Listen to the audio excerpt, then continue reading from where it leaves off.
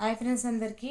పిల్లలు ఏదైనా తప్పు చేసినా అల్లరి చేసినా మనకైతే చాలా కోపం వస్తుంది, తిట్టేస్తాం, ఇంకెక్కువైతే కొట్టేస్తాం కూడా. చూడండి ఇందాక వాళ్ళ చెల్లెలకైతే మా చింటూ కొట్టిండు.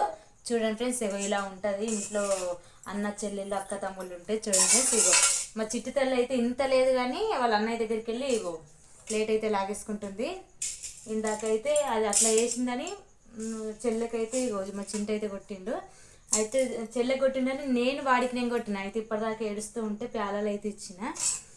అయితే మనం కొడతాం, తర్వాత బాధపడాల్సింది మనమే.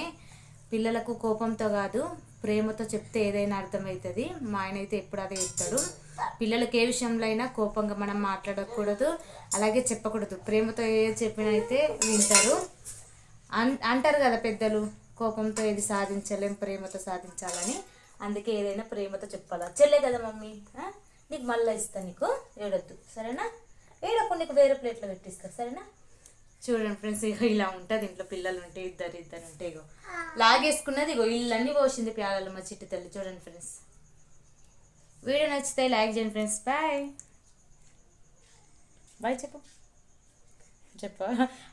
ఫ్రెండ్స్. అలిగిండు మా చింటూ బాయ్ ఎప్పుడంట. బాయ్ మరి.